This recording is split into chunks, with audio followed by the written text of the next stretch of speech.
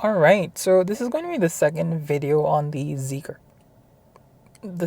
X, and this is going to be about the infotainment.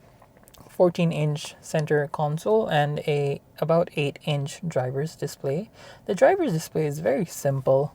PRND right up front. You have your speedometer, your range, and then your basically your vehicle occupant, your temperature, your time, and then your parking brake, seat belt, how many passengers there are. It's like literally just what you need out of the car. Everything's right there. You have a fatigue like sensor here where the car sort of keeps in track with everything. It's also got sensors at the front. It's got a bunch of bikes parked in front, so it is reflecting that here, like that car up the front can be seen here. And that's pretty much it. It's a very simple, down to earth, straight to the point driver's display. But on the left, you have everything here in the center console.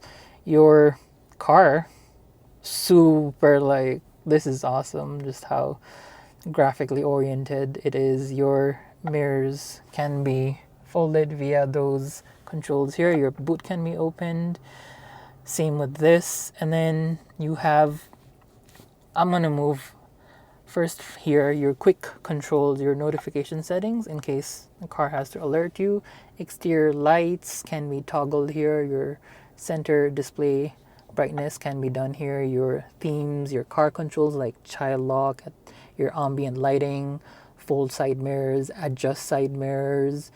You can also turn off the screen if you want to. Your screen cleaning, if you tap it, you can clean it without having to worry about it. Let's tap hold to exit. And then you have, again, swipe down, your quick ADAS controls like auto park assist, lane keep, fatigue warning, and then you have different modes like a rest mode, a theater mode, a pet mode in case you want to leave your dog inside. The bottom left hand then shows your energy consumption. 21 kilowatt hour per 100 kilometers means about 5 kilometers per unit. Your driving time, your odometer, which is displayed here, and then again quick controls that can be adjusted, like custom, whatever you want. Your media controls there, and then the other quick settings are again all just displayed here. Your notifications, this is my phone connected, it's at 30% health, battery, your user profile, and then you have your date and time here. And then at the bottom is again more quick toggles, your media controls, so for the car, for your navigation, for your phone call, for your multimedia. Then you have your menu, Zeekr Space, your phone, external audio, light show. This car does have a really fantastic light show. Your car, your gallery, and then it does have Apple CarPlay and Android Auto, but because I'm recording via this iPhone, I can't display it right now. But Apple CarPlay is really nice. Covers up the entire screen, no lag, nothing whatsoever. And then similar with Android Auto, and then it does have a bit of an inbuilt navigation, but this is when you have a SIM card connected to the car. So it won't probably load here, but I think in markets abroad it should just be fine. And then you have your media.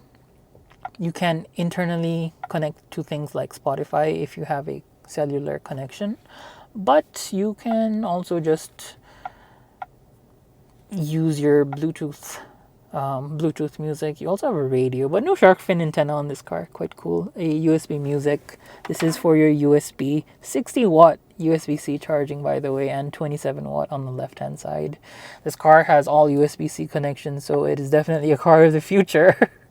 Quite cool user manual, and again with cellular reception you have different things you can use here. And then at the bottom of the screen you have then your defogger. Then comes your seating. So ventilated seat controls are right at front for the front too. But then you also have seat adjustments which can be done. Basically your driver and then your passenger. The angle, the height, and then the reach. And then again, let's go back. You also have lumbar support for the driver and the passenger. Quite cool. You don't get lumbar support in most cars, by the way.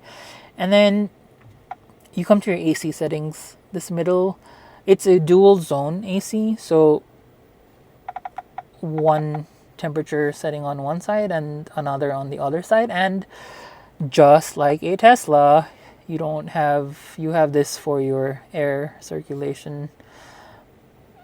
Pretty damn intuitive, honestly. And then the direction of your airflow.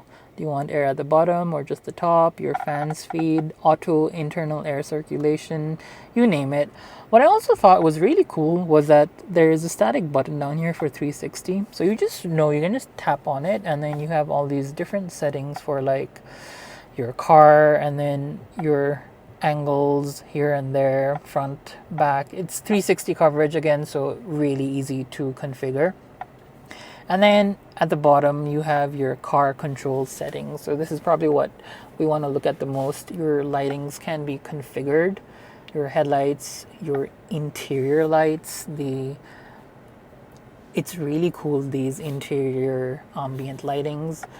Your doors and a window, like the opening angle of the trunk, can just be adjusted how much you want the boot to open. The window locks, the child locks.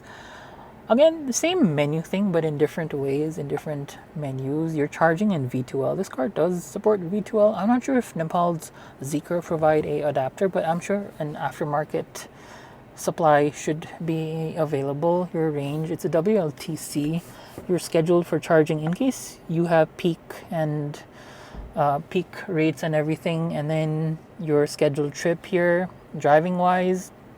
Power another device, by the way. How low do you want your V2L to work? Your driving, by the way. Your drive modes, comfort, standard, sport, regenerative braking. This is okay, this is strong. Your steering wheel settings, how sensitive do you want it? And then, do you want the car to creep at slow speeds, or do you just want one pedal driving, like a standstill? Your auto hold, snow mode, traction controls, all are down here. And then you have your Zeekr ADAS settings, basically. Speed limit, front collision, rear collision. Look at my review to see a full list of the things available on this. Blind spot monitoring, traffic sign information, safety and security is for more tutorials on the car. And then you have your connections, basically your phone's connected. As I mentioned, this does come with Apple CarPlay and Android Auto, so you may or may never connect it in other ways. Sounds and notifications, like all of these tick sounds, where you want the sound to be like centered. Optimization, do you want it at the rear, the front?